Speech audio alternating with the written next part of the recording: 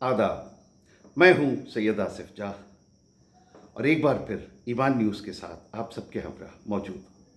बात ईमान की, बात इंसान की। आज यानी 30 मार्च को इस खौफनाक जंग को 1 महीना पूरा हो चुका है। वो जंग जो सरहदों की रंजिश से शुरू हुई थी, अब इंसानी बस्तियों को निगलने वाला एक ऐसा अजदा बन चुकी है जिसकी फुंकार से मिडिल ईस्ट का जर्रा जर्रा कांप रहा है। तेहरान की मखमली शामें अब बारूद के धुएं में खो गई है और तेल अवीव की साहिल पर लहरों की आवाज से ज्यादा सायरन्स का शोर आज सुनाई दे रहा है। ये 30 दिन गवाह हैं उस बेबसी के जहां सियासत की बिसात पर आम इंसान की जिंदगी एक अदद मोहरे से ज्यादा कुछ नहीं रह गई है। एक अदना मोहरे से ज्यादा कुछ नहीं रह गई।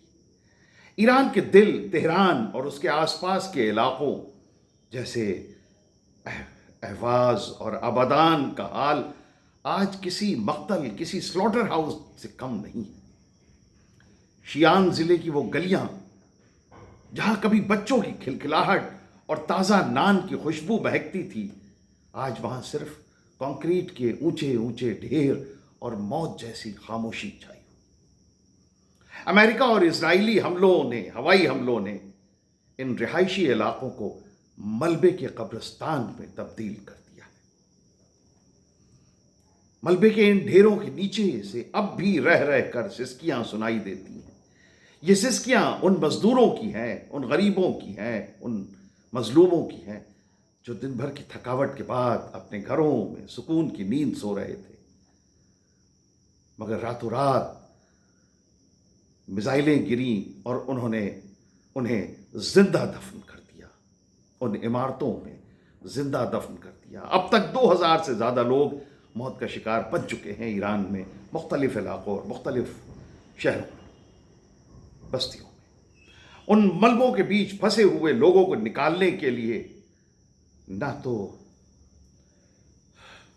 तो जितनी चाहिए हैं उतनी मशीनें बची हैं और ना ही लोगों में हिम्मत, हौसला। लोग अपने हाथों से पत्थर हटा रहे हैं इस उम्मीद में कि शायद मलबे के नीचे दबी उनकी दुनिया का कोई हिस्सा जिंदा वापस मिल जाए। इन लोगों की आंखें बेनूर हो चुकी हैं, ना उनमें आंसू बचे हैं और ना ही आने वाले कल की उम्मीद।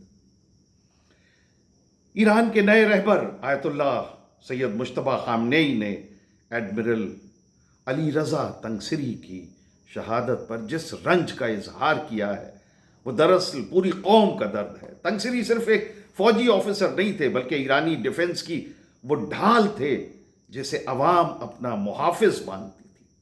उनकी मौत ने ईरान के जज्बात में एक ऐसी आग भर दी है जिसे बुझाना आसान नहीं।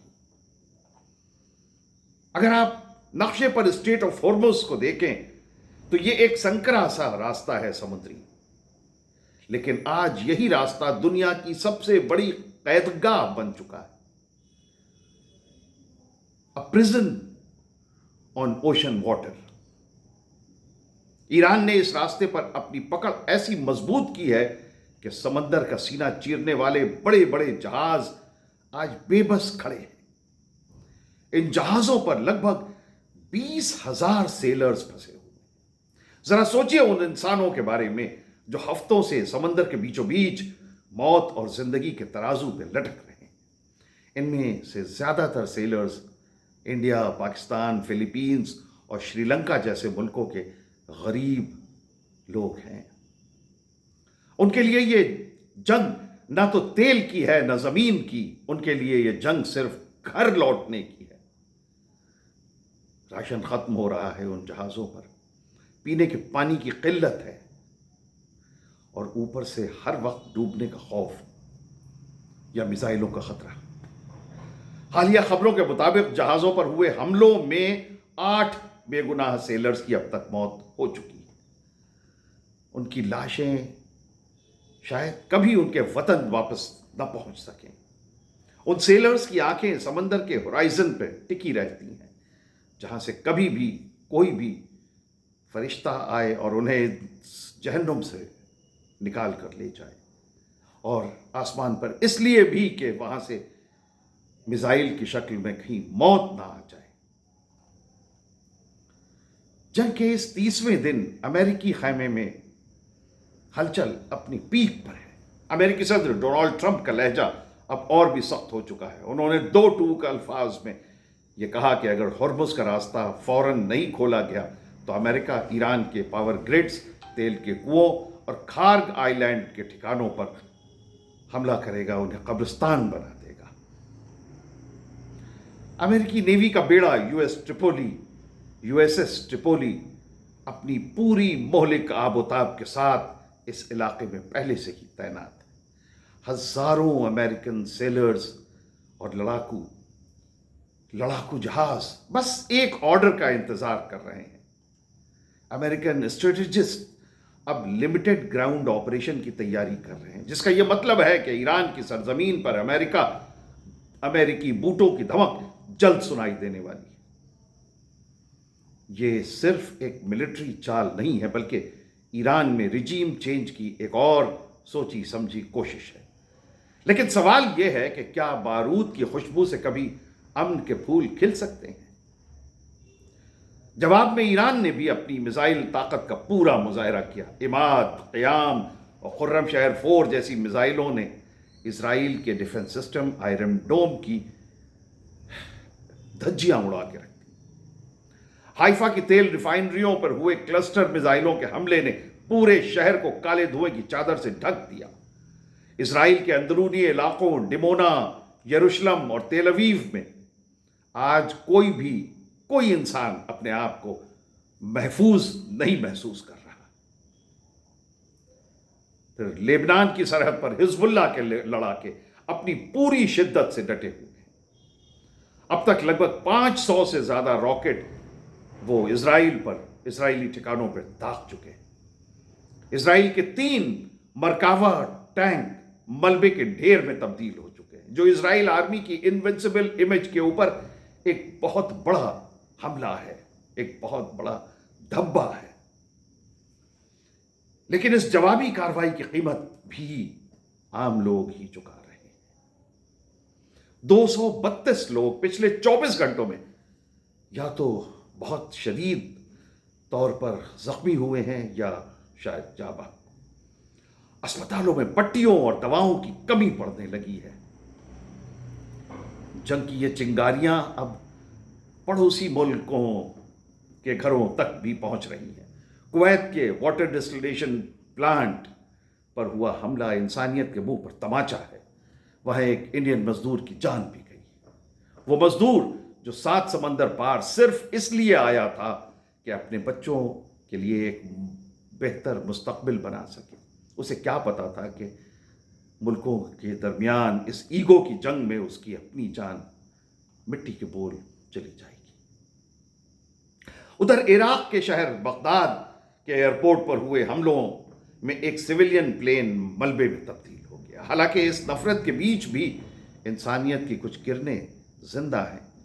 इराक से ईरान के लिए दवाइयाँ और खाने का एक बहुत बड़ा काफिला रवाना हुआ है, जो ये साबित करता है कि सरहदें कितनी भी ऊंची क्यों ना हो, दर्द का रिश्ता साझा होता है।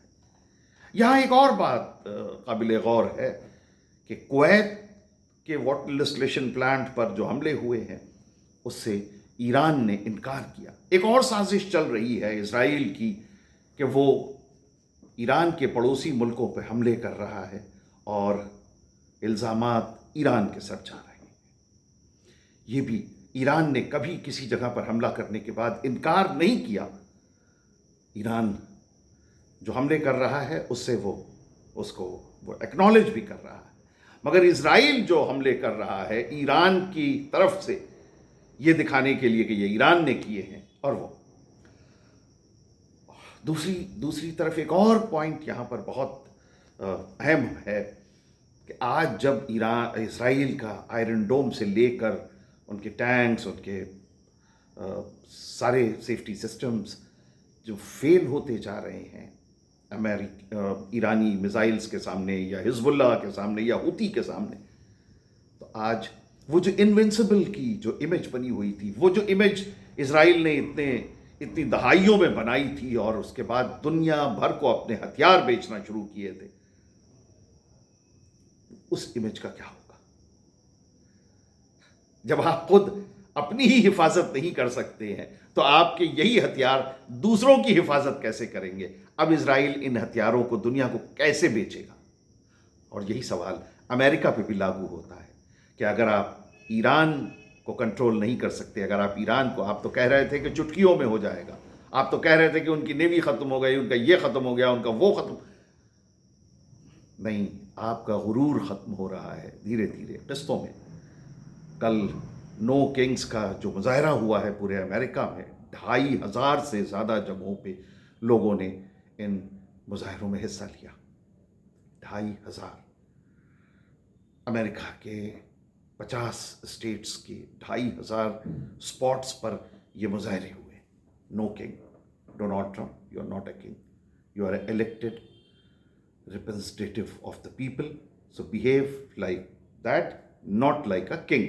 ये है उसके पीछे की पूरी कहानी।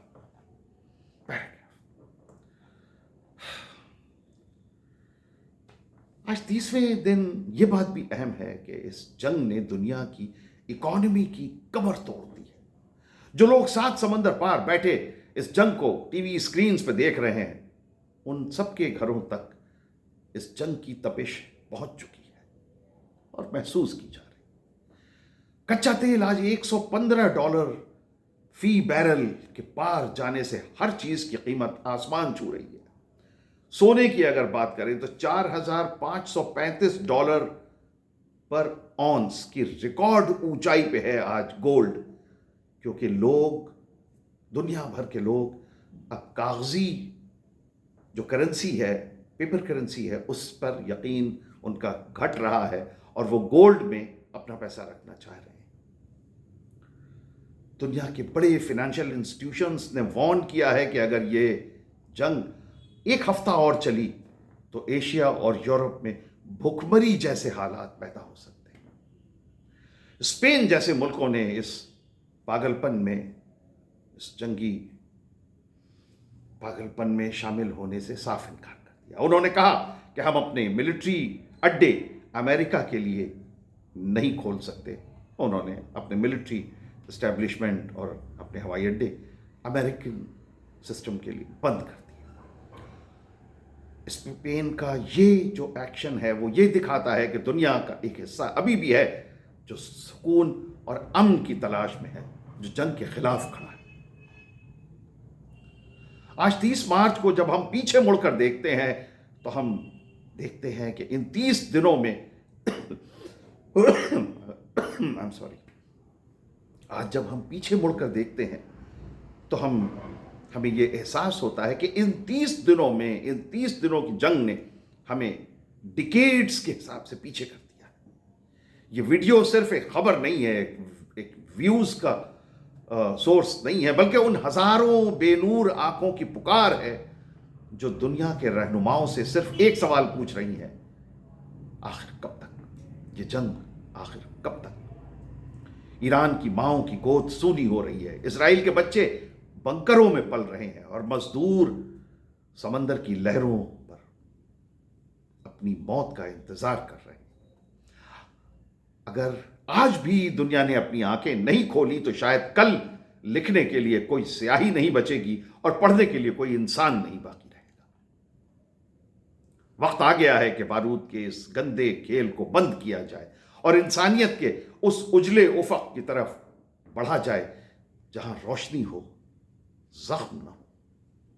और आखिर में जंग के इस माहौल में ईरानी जज्बे और जज्बात की नुमाइंदगी करते हुए साहिर लुधियानवी की नज्म के कुछ अशआर आपकी नज़र कर रहा हूं, पेश कर रहा हूं।